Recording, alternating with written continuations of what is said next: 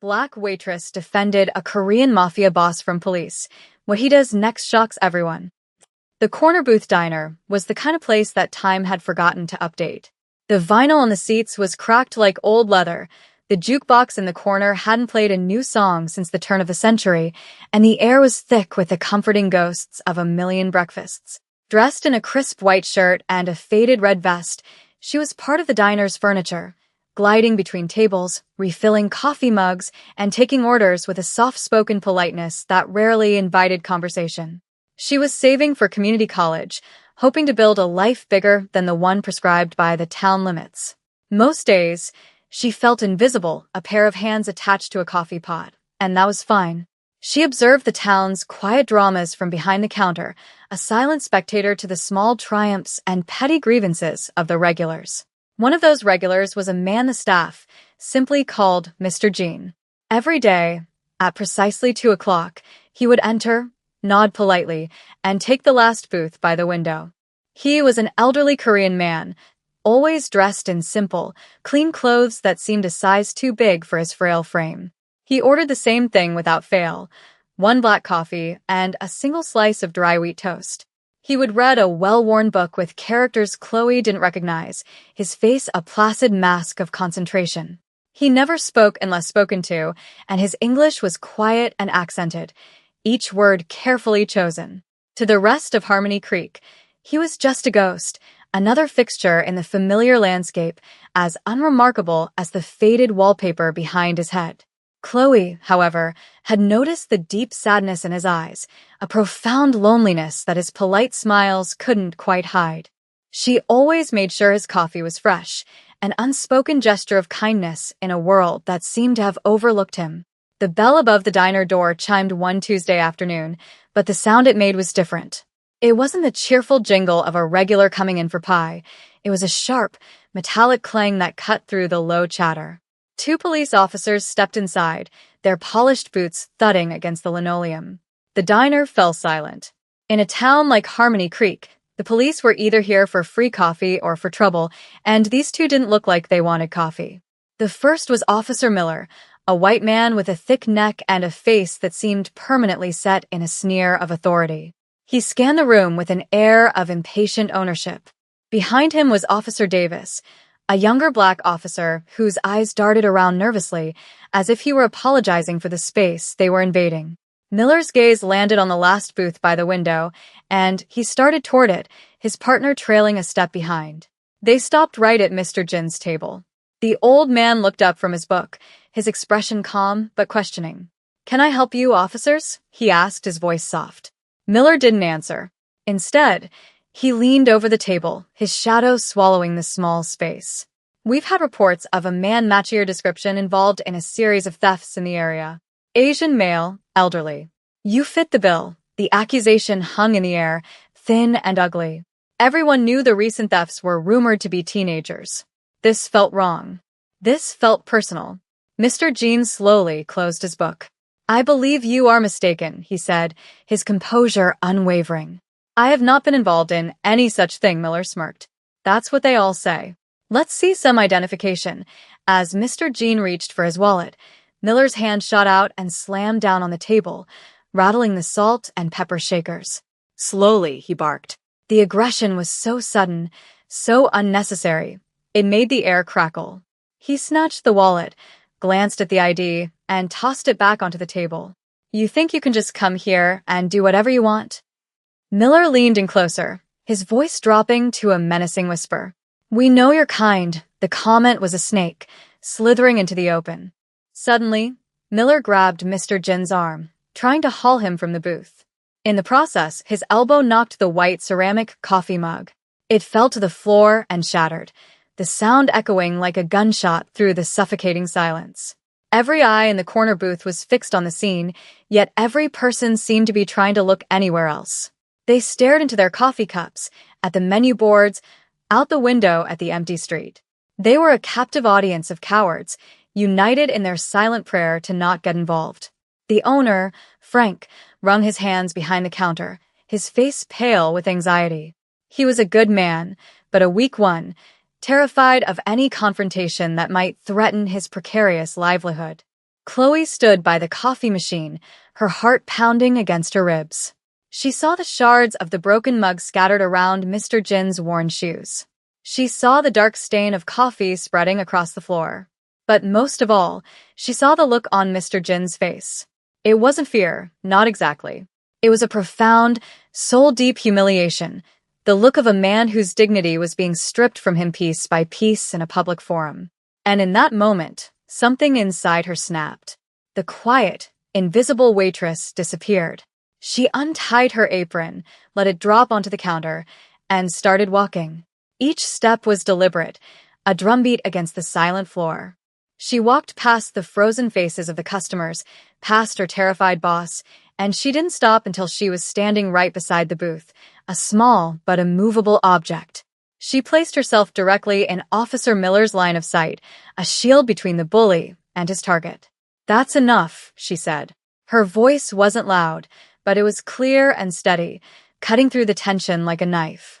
Miller turned, his eyes narrowing with disbelief.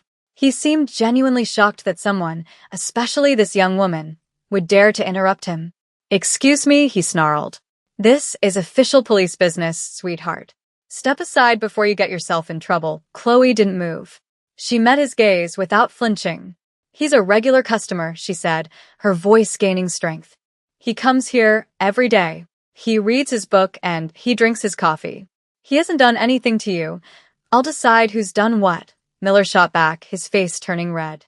"Now, I'm not going to tell you again." Chloe took a small breath. "You're in a private establishment, and you're harassing a customer without cause. You don't have a warrant, and he's not under arrest. I'm asking you to leave him alone, or leave the diner." The words came out of her with a force she didn't know she possessed. Officer Davis, who had been silent the entire time, shifted his weight, his eyes pleading with his partner to just let it go. But Miller wasn't the type to back down. He saw a challenge, and he was determined to win it. Officer Miller took a step toward Chloe, his posture radiating menace. "Are you obstructing an investigation? Because that's a serious charge, little girl. I can arrest you right now." The threat was meant to make her shrink, to make her remember her place. But Chloe stood her ground, her jaw set. The entire diner held its breath. It felt like the world had narrowed to this single point of conflict in the middle of a dingy diner. Frank, the owner, finally found his voice, a weak, reedy thing. "Chloe, please. Officers, maybe we can all just calm down." His attempt at peacemaking was swatted away by Miller's glare. "You should teach your staff some respect." Frank, the use of his first name, was a deliberate power play, a reminder of who held the cards in this town. It was Officer Davis who finally broke the standoff. He put a hand on his partner's arm, his voice low and urgent. "Miller, let's go. It's not worth it. We can run the name later." For a tense moment, Miller seemed like he might refuse, that his pride would force an escalation. But then, with a final, venomous look at Chloe, he straightened up. "This isn't over," he spat, his voice a low promise of retribution. He turned and stormed out of the diner, with Davis following quickly behind, casting a final, apologetic glance at Chloe. The bell on the door chimed their departure, and the silence they left behind was heavier than the one they had created. The spell was broken. Customers started murmuring, some shaking their heads, others pointedly avoiding Chloe's gaze. The hero of the moment was already becoming the problem. Mr. Jean slowly straightened his clothes, his hands trembling slightly. He looked at Chloe, and for the first time, she saw past the veil of quiet sadness in his eyes. There was a flicker of something else there, gratitude, respect, and a deep, assessing intelligence. "Thank you," he whispered, the two words carrying immense weight. He reached into his pocket, pulled out a $20 bill, and placed it on the table, more than enough to cover his small order and the broken mug. Then, without another word, he stood up and walked out, leaving the diner to its simmering unease. The backlash was immediate. "She should have just stayed out of it," one man muttered to his wife. "Asking for trouble," another agreed. Frank rushed over to her, his face a mess of fear and frustration. "Chloe, what were you thinking? You can't talk to the police like that. They'll hold a grudge. They'll find reasons to shut us down. Health code violations, anything." Her co-worker, a waitress named Sarah, began sweeping up the broken ceramic, refusing to meet her eyes. Chloe was no longer just Chloe. She was a disruption, a risk. In 5 short minutes, she had gone from invisible to infamous, and she was utterly alone. The following morning, Chloe's unease solidified into cold, hard reality. A police cruiser, Miller's Cruiser, was parked directly across the street from the corner booth. It just sat there, engine off, a silent, uniformed sentinel of intimidation. It was there when she arrived for her shift at 7, and it was still there at noon. There was no pretense of police work. It was a message, sent directly to her and to anyone who dared to enter the diner. And the message was being received. The breakfast rush was a trickle. The lunch crowd was a ghost. Regulars who had been coming for years suddenly found other places to be. They'd walk by, catch a glimpse of the cruiser, and hurry on, their gazes fixed on the pavement. The diner, once the town's hub, felt like a quarantine zone. Frank paced behind the counter, rubbing his bald head and muttering about profit margins and police harassment. He didn't blame her out loud, but his anxious energy was an accusation in itself. Chloe felt a knot of guilt tightening in her stomach. She had been trying to protect Mr. Jean, but now she was hurting Frank, threatening the jobs of her co-workers. The isolation was suffocating. The few customers who did come in ate quickly and left, the atmosphere too thick with unspoken tension to enjoy a meal. When her shift ended, Chloe walked home with a feeling of being watched. As she reached her car, a small sedan parked 2 blocks from the diner, she saw it. A parking ticket tucked under her windshield wiper. The violation? A broken taillight. She stared at it in disbelief. She had checked her lights just last week. She knew, with a certainty that made her feel sick, that the light had been fine when she parked it that morning. It was petty. It was a clear abuse of power. It was Miller's follow-through on his promise. She drove home, her hands shaking on the steering wheel. She lived with her grandmother, a woman whose entire life had been a lesson in keeping your head down to survive. When Chloe told her what had happened, her grandmother wrapped her in a hug, her touch warm but her words laced with fear. "You did a brave thing, my child," she whispered into her hair. "But bravery has a cost. That man, Miller. He's the kind who doesn't forget. You have to be so careful that night sleep wouldn't come." Chloe lay in bed, staring at the ceiling, replaying the scene in the diner over and over. Was it worth it? Was one man's dignity worth her job, her peace of mind, Frank's business? For the first time since she had stepped forward, a sliver of doubt crept into her heart. The weight of the town's fear and disapproval was a heavy burden to bear alone. Just as the pressure began to feel unbearable, when Chloe was on the verge of apologizing to Frank and trying to disappear back into the diner's wallpaper, the tide began to turn in the most unexpected way. It started with a phone call. Frank answered, his voice weary, expecting another complaint or a call from a supplier demanding payment. Instead, it was a woman with a crisp, professional voice. She introduced herself as a lawyer from a respected firm in the next county. "I'm calling on behalf of Chloe," the woman said. "An anonymous benefactor has retained our services to represent her in the matter of her recent traffic citation and any further instances of harassment from the Harmony Creek Police Department. All our fees have been covered." Frank stood there, phone pressed to his ear, utterly speechless. He relayed the message to Chloe, who was just as stunned. An anonymous benefactor? A lawyer?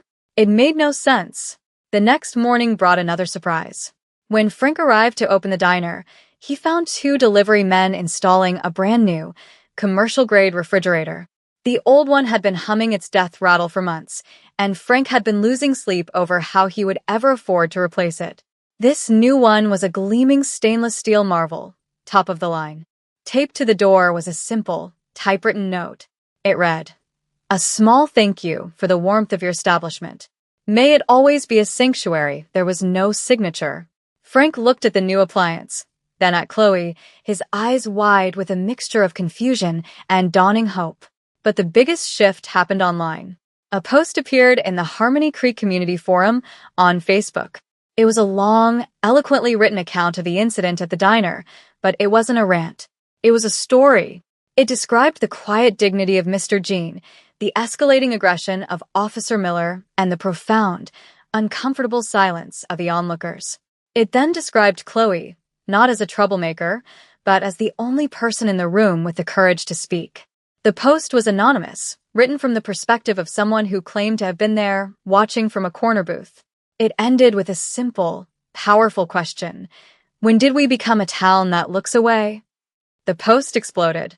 Within hours, it had hundreds of shares and comments. The narrative that Miller and his allies had tried to control, that a loudmouthed waitress had interfered with police work, was being dismantled in real time. For the first time, Chloe felt a glimmer of hope. She wasn't entirely alone after all. Someone was watching. Someone was helping. The anonymous post acted like a key, unlocking a floodgate of communal discontent that had been building for years. The comment section became a town hall of grievances. One person wrote, "Officer Miller pulled my son over for driving suspiciously in his own neighborhood." Another added, "He threatened to ticket me for my grass being 2 inches too long. He's a bully with a badge." Story after story poured out, painting a picture of an officer who used his authority not to protect and serve, but to intimidate and control. The narrative had irrevocably shifted. Chloe was no longer the problem. She was the catalyst. The conversation moved from social media to the town's actual streets. People started talking over fences in the grocery store aisles and at the post office. The story of the corner booth became a local legend, a test of character that most of the town felt they had failed. The guilt was palpable, and it began to transform into action. The diner, once a symbol of fear, became a destination of pilgrimage. People drove in from neighboring towns, having read the story online. They came not just for the food, which suddenly tasted better in the charged atmosphere, but to see her. They would ask for Chloe's section, shake her hand, and thank her. "What you did was right," a middle-aged farmer told her, pressing a $50 bill into her hand. "Don't let anyone tell you different." The tip jars overflowed. Frank, who had been on the verge of bankruptcy, was now struggling to keep up with the rush. He hired another cook and a dishwasher.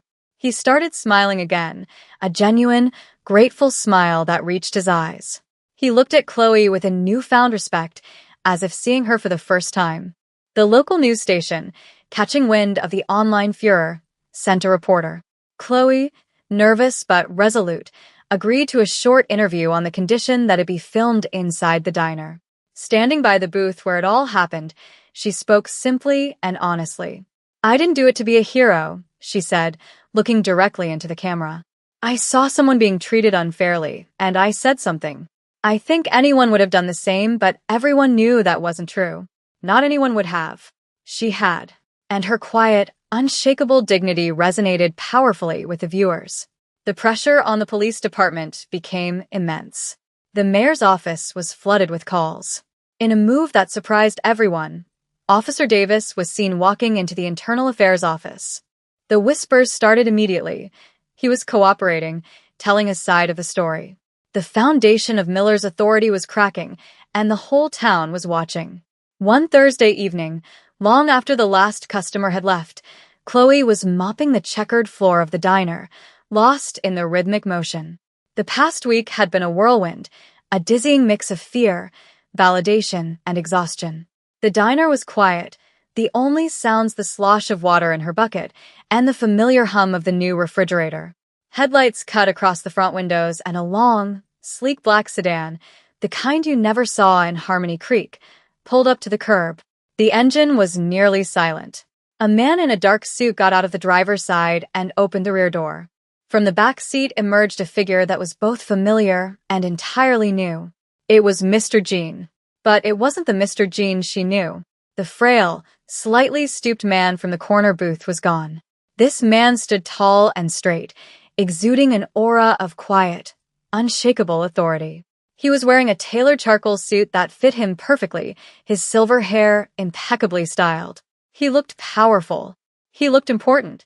He looked nothing like a victim. He walked to the diner door and knocked softly.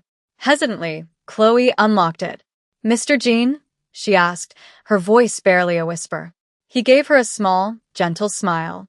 "May I come in, Chloe? My name is Jean Woo Park. I believe we have much to discuss." He stepped inside, his expensive leather shoes making no sound on the freshly mopped floor. He gestured to his old booth. "Please," he said. They sat opposite each other, the same table where the confrontation had happened, but the dynamics had shifted entirely. "I owe you an apology," he began, his English still accented but now fluid and precise. "I allowed you to believe I was someone I am not." He explained that he was a businessman from the city. A very significant businessman.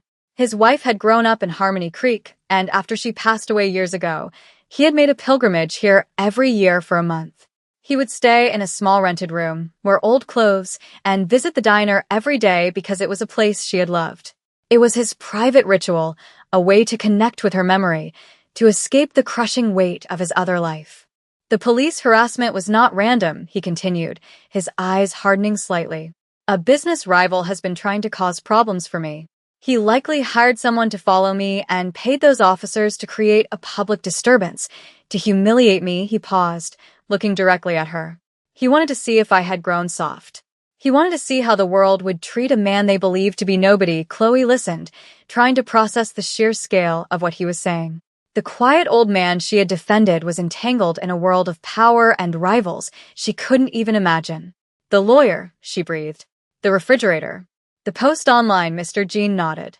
"When you stood up for me, you did not know who I was. You defended a stranger, an old man you thought was powerless, simply because it was the right thing to do. That kind of integrity, Chloe, it is the rarest and most valuable commodity in the world." "I had to repay it." He had made a few calls. The lawyer was a friend. The appliance company was one he partly owned. The online story was crafted by his media team, using details he provided and seeded into the community forum to ensure it took root. He hadn't just helped her. He had orchestrated a complete reversal of fortune with the precision of a corporate takeover. Mr. Jean leaned forward, his hands clasped on the table. The air of a powerful executive was gone, replaced by a genuine warmth. "What you did was for me, but it was not about me. It was about you. It was about this place." He looked around the diner, at the worn-out counter and the faded photographs on the wall. "Your boss, Frank. He is a good man, but he is tired. He told one of my associates he has been wanting to sell this place for years, but he worries it will be torn down or turned into some soulless chain restaurant." Chloe nodded, a knot of sadness in her chest. The thought of the corner booth disappearing was unbearable. "I would like to make you an offer," Mr. Jean said. "Not a gift. An investment. I want to provide you with the capital to buy this diner from Frank. It would be a loan with generous terms. I believe under your leadership, this place could become more than it is." Chloe was stunned into silence. Her a business owner? The idea was so far beyond the scope of her dreams she couldn't even grasp it. "Me? But I'm just a waitress. I don't know anything about running a business." "You know everything that matters," he countered gently. "You know how to treat people with dignity. You know how to build loyalty. You have a spine of steel. The rest can be learned. I will provide you with advisors, accountants, whatever you need to succeed." He also told her not to worry about the police. His legal team was already in communication with the city council and the state attorney's office. The investigation into Officer Miller was no longer a local affair. It was being monitored at a higher level. Miller's career of bullying was coming to an end. The next day, Chloe approached Frank with the proposal. The relief on his face was so immense it made him look 10 years younger. He agreed immediately, overjoyed that his diner would be in the hands of someone who loved it. The transition was swift. With the help of Mr. Jin's team, the paperwork was drawn up, the sale was finalized, and Chloe, at 20 years old, became the owner of the corner booth. The first thing she did was close for a week for renovations. When the doors reopened, a new, hand-painted sign hung above the entrance. It didn't say the corner booth, it said the sanctuary. The name had come from Mr. Jin's anonymous note. It felt right. The inside was transformed. The cracked vinyl was replaced with comfortable, new upholstery. The walls were painted a warm, inviting cream color. But the core of the place, its soul, remained. The old jukebox was still in the corner, and the layout was the same. It was a renewal, not a replacement. On the wall behind the counter, Chloe hung a framed photo of the old diner, a tribute to its past. Beside it, she hung a small, simple plaque. "Courage is kindness in action." Months passed, and the sanctuary became the true heart of Harmony Creek. It was more than a diner. It was a gathering place, a safe harbor. Chloe ran it with a quiet confidence that inspired everyone who worked for her. She paid her staff a living wage, with benefits, a revolutionary concept in the town's service industry. She started a pay-it-forward system, where customers could buy a meal token for someone in need, which could be redeemed with no questions asked. The board filled up daily. The diner thrived not just because the food was good, but because the feeling inside was better. It was a place built on a foundation of respect. The story of what Chloe did became a part of the town's identity, a source of collective pride that had healed a fractured community. Officer Miller was gone, having taken an early retirement under pressure. The Harmony Creek Police Department, under a new chief, began actively working on community outreach. And one of their most dedicated participants was Officer Davis. He had testified against his former partner, an act that had cost him friendships within the force but earned him the respect of the town he served. He became a regular at the sanctuary, always taking a seat at the counter. He and Chloe never spoke of that day, but there was a deep, mutual understanding between them. He would order his coffee, and she would serve it with a warm smile, a silent acknowledgement of the difficult, righteous path they had both chosen to walk. Chloe was no longer the invisible girl behind the counter. She was a leader, a business owner, a symbol of the town's newfound conscience. She had discovered a strength within herself she never knew existed, all because she had refused to look away. Sometimes, a sleek black sedan would pull up outside, and Jinwoo Park would step out. He would no longer be in his tailored suits, but in the simple, comfortable clothes of the man she had first known. He would sit in his old booth by the window, and Chloe would bring him a black coffee and a slice of dry wheat toast. He was still performing his ritual, honoring his late wife, but his visits were different now. The profound sadness in his eyes had been replaced by a quiet contentment. He would watch the bustling diner, a place filled with laughter and conversation, a place of safety and warmth, and he would smile. He and Chloe would exchange a look across the room, a silent conversation between two unlikely friends bound by an extraordinary moment. Their connection was a testament to a simple, powerful truth, that one small act of courage doesn't just change a life, it can send ripples of hope through an entire community, turning a forgotten corner booth into a sanctuary for all. And it leaves us with a question we must all answer for ourselves. When our moment comes, will we choose to look away, or will we choose to stand?